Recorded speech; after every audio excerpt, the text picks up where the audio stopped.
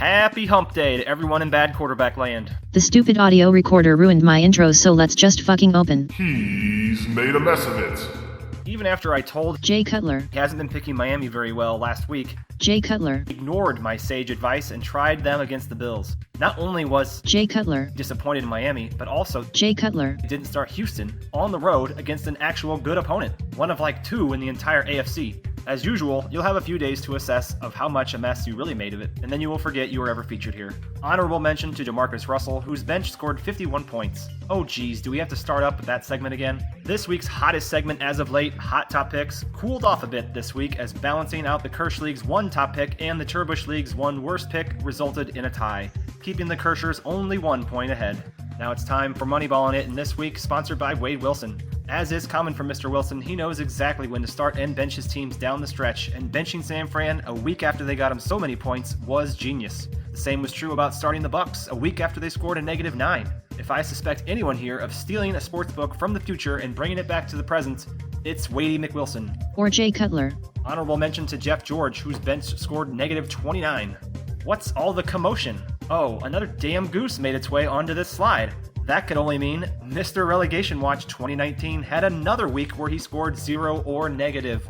Poor McNown couldn't even do anything about scoring negative this week as all his teams were below 0. Sucks to be you.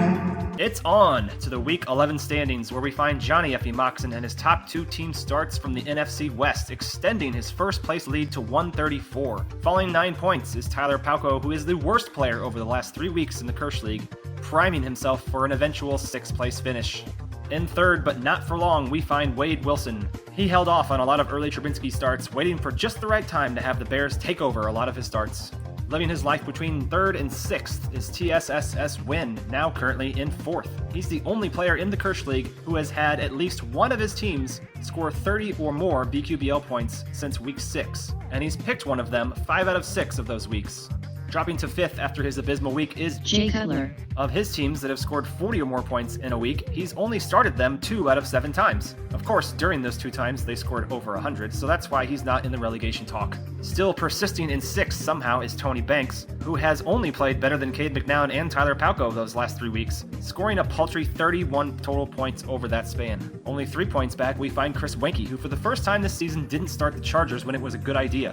They are clearly the only team he has figured out so far, and they're on a bye week next week. Finally, we have Triple Goose himself, Cade McNown, who picked his best 2 teams and it got him a -15. But look on the bright side. Johnny Effie Moxon can't say he's doing 4 times better than you right now. Alright, time for the real action in the Turbush League. I told you this would happen. Didn't I tell you this would happen? Week 11 is when the race for promotion gets so tight, not even stretchy pants will save you. In first is Chad Hutchinson, whose 3 teams scored a total of 10 points this week.